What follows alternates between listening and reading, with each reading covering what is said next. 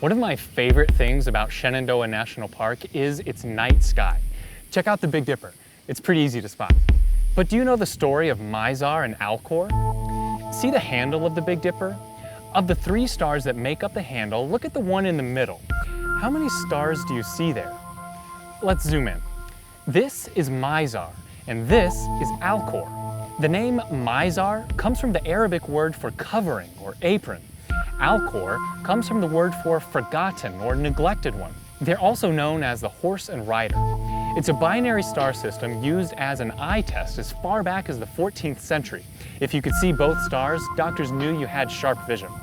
It was long known to be a binary star system, or 2 stars orbiting each other, but in the year 1617, Benedetto Castelli wrote to his friend Galileo to confirm that Mizar itself was a binary star system, making Mizar A and B the first ever binary star discovered through a telescope. But wait, there's more. Almost 300 years later, scientists developed the spectroscope, which is a device that uses a prism to split the light coming in from a star and analyze its patterns so you can learn more about the star. Scientists turned spectroscopes onto Mizar A and B and discovered that they were both binaries themselves. And then, just in case you thought everything we learned about stars happened hundreds of years ago, just in 2009, using today's most modern telescopes, 2 independent teams of astronomers found that Alcor is also a binary system, for a final count of 6 stars orbiting each other and making up the point of light that we see as the middle star of the handle of the Big Dipper. How cool is that? Not only are the horse and rider fascinating scientifically, but they have a pretty cool cultural significance too. In India, the 2 visible stars orbiting each other represent a marriage that's still a part of some Hindu wedding ceremonies to signify how close the couple will become in marriage. In Japanese mythology, Alcor is called Jumyo Boshi, or the lifespan star.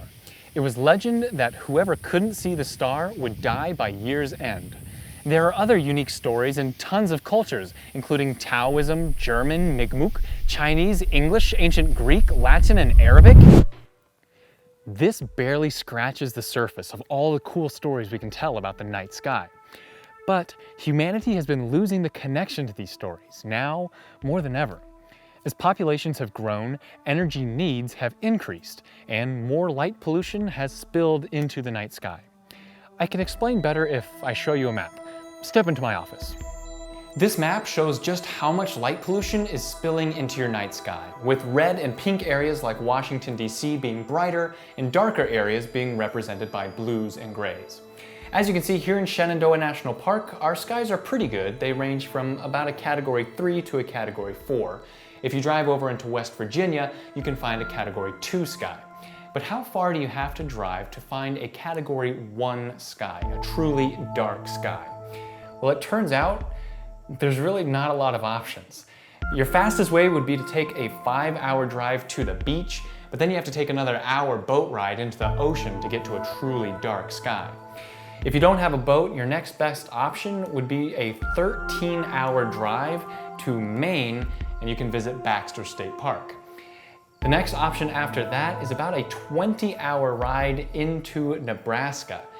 As you can see, pretty much the entire eastern United States is covered in too much sky glow to even see the Milky Way galaxy that we live in. The light pollution we live in disconnects us from the universe we live in, and it makes it harder to see the big picture. But it's much more than just a philosophical connection to the universe.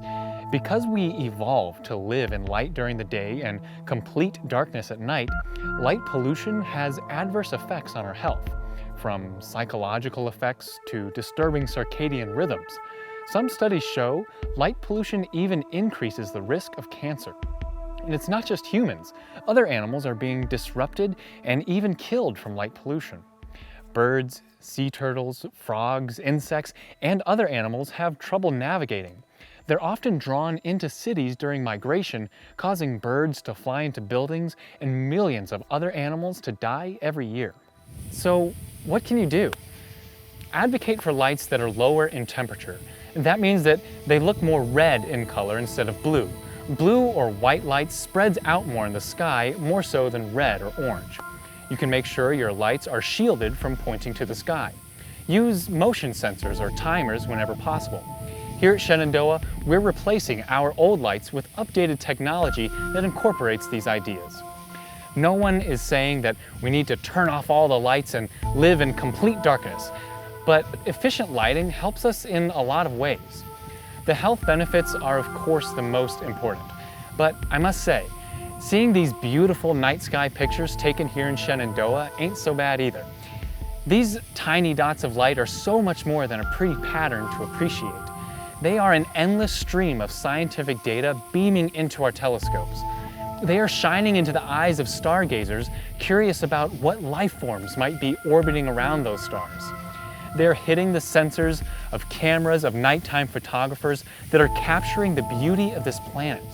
And they're connecting us to our ancestors who used them to navigate, tell stories, and bond with their loved ones. And I hope you'll agree that that's worth protecting. I'm Ranger Scott, and I'll see you around Shenandoah.